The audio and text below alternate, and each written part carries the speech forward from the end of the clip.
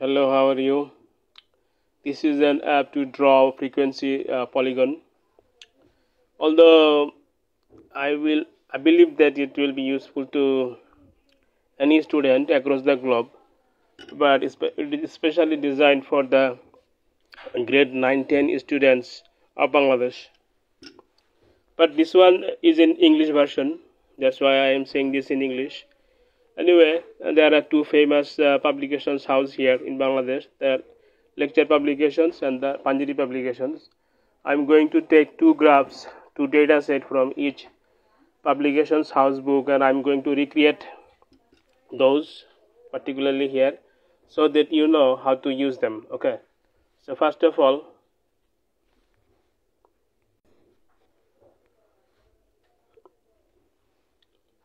I don't know whether this is from lecturer Panjari. Let us focus.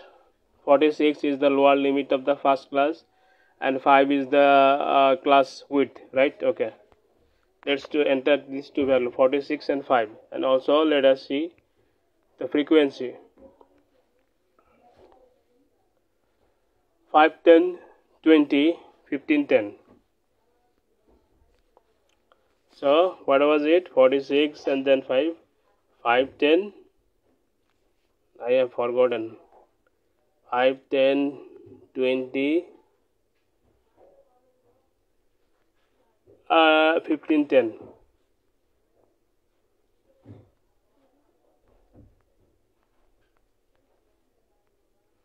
Okay, and let's see the scaling. Along the x-axis it is 1 per square, smallest square, and so is the same for y-axis. So everything will be here 1 1 1 1. Let me read it to you. What they say. How many times the length of a side? Length of side of a smallest square need be taken as unit along x-axis, and also alternatively you can choose along x-axis side of each smallest square has length of how many units.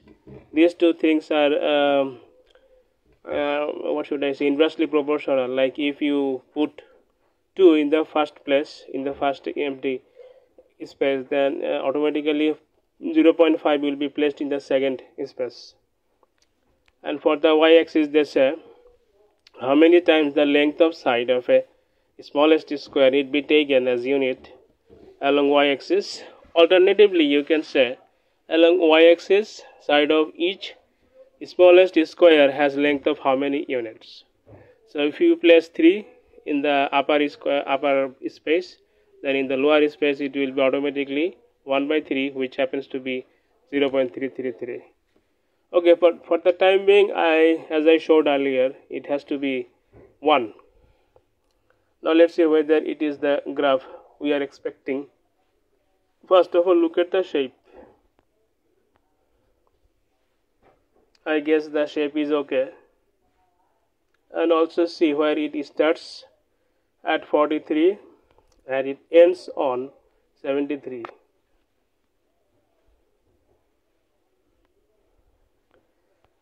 But there's a thing that the first line segment and the last line segment are not solid, they are dashed.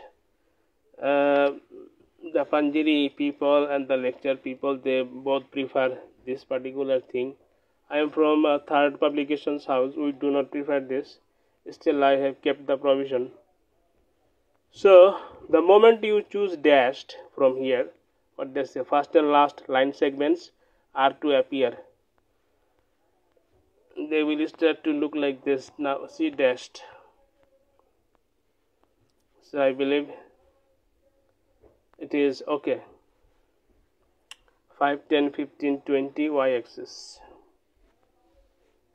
Now let's try the second graph.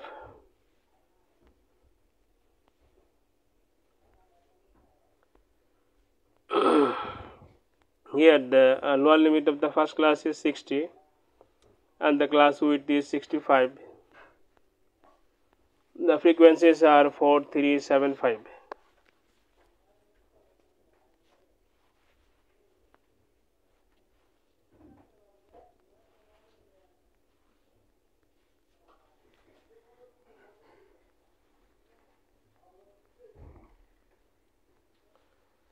let's see the scaling. Along the x-axis it is 1 per square, and but in case of y-axis it is 2 square that counts for 1 unit. So I have to take this. How many times the length of side of a smallest square need be taken as unit along the y-axis? It is need to be taken as 2.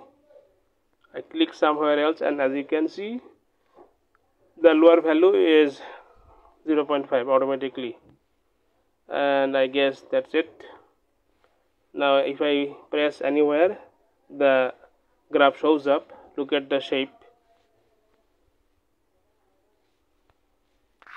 Now look at this shape.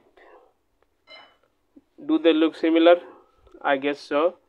It starts on 57 and ends on 92.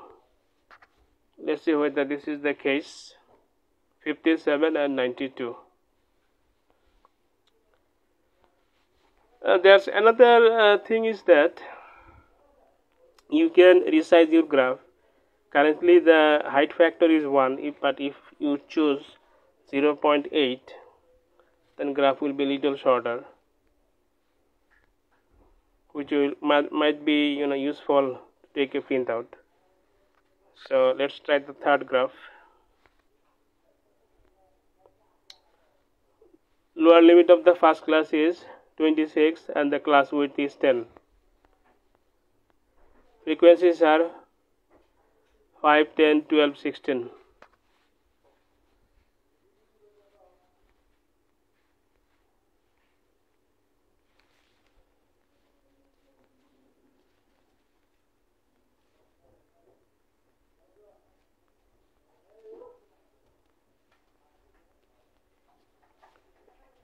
And rest of the frequencies are 854.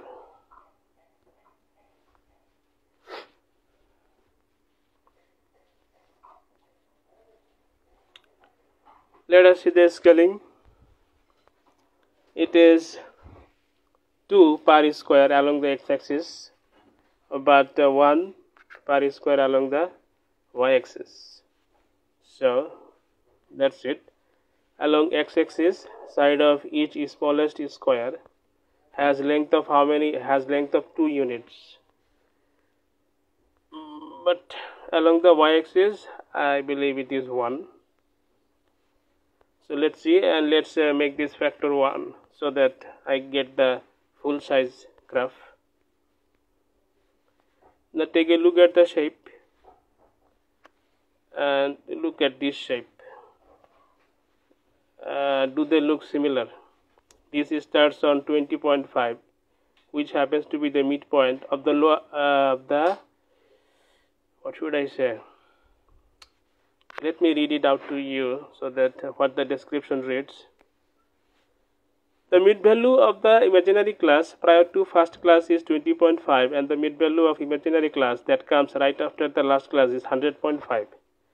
And then they will describe the scaling. Now along the x-axis, we will have class mid values taking length of side of each smallest square as 2 units, where these particular sign indicate 0 to 20.5. Along the y-axis, we will have frequencies assuming length of side of each smallest square as 1 units. Thus, we have drawn the frequency polygon. You can place this description before the graph or maybe after the graph. If you choose after, it will automatically be placed after the graph. Now about the 20.5 and 100.5. Let's see. You can also take these x levels as vertical instead of horizontal.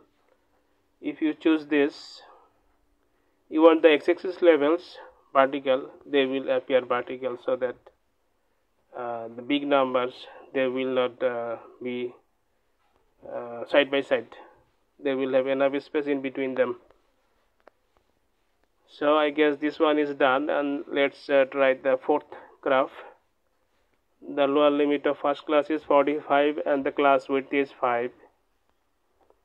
and the frequencies are 6, 9, 17, 12.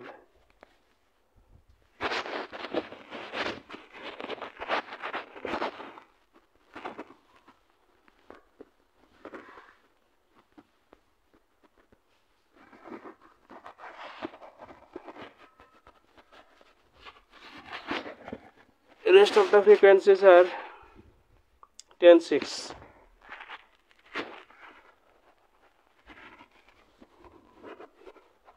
Now if you click anywhere, maybe on the graph itself, a shape appears. Look at this shape, but I have not go through the, I have not seen anything about the scaling. Let's see what the scaling, and it definitely peculiar, because along the x-axis you have to take two squares to represent one, and along the y-axis it is the same. So you have to place 2 here, not 2 here and 2 here. Now you click on the graph or somewhere else. Look at this shape and look at this shape. Do they look similar? It starts on 42 and ends on 77.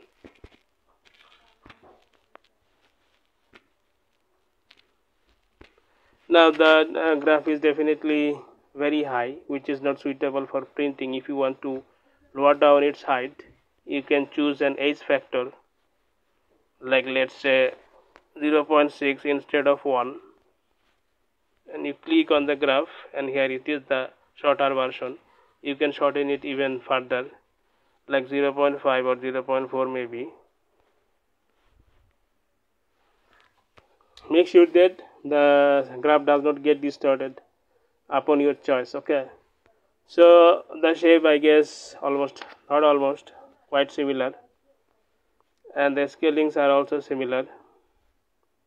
So you see, you can have a black and white graph if you choose this one, black and white, and also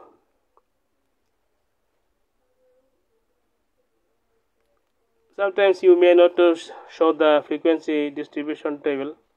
Currently it is showing, but if you don't like to show it, then simply choose don't show. In Bangladesh, in creative questions, there are 3 parts. In the second part, we present the frequency distribution table, or maybe in the first part most of the times. And in the third part of the question, we have to present either the frequency polygon or the ogive line. Now, since we already have shown the frequency distribution table in the second part, we don't need to show it in the third part once again. That's why in such cases you may choose to skip the frequency distribution table. Now about the area below the polygon, not shaded, currently chosen, but if you would like to have it shaded, then choose this one. I like it, but our competitors, the Panjiri guys and the lecture guys, they don't like their graphs shaded. And also you may choose to show the coordinates of the points on the polygon. Currently the coordinates don't show, but now you have chosen to show them. See, this point is 47, 6, because 47 is the midpoint and 6 is the frequency. And let's choose x-axis levels as horizontal once again, so that it looks beautiful now. And also this will work for both discrete class intervals and continuous class intervals. In 100% of cases in Bangladesh, the frequency polygon graphs are, all the graphs are drawn for discrete values. I have not found one which represent continuous class interval, but I have kept the provision.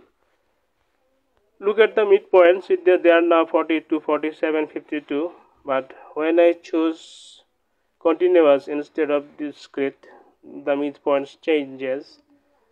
they are incremented by 0.5 each mid value. And that's all. This is how you are going to use this graph, and this one is applicable at this particular address. See, this is the domain of my website /frequency polygon app.html. HTML pages are very convenient. WordPress pages are very complicated.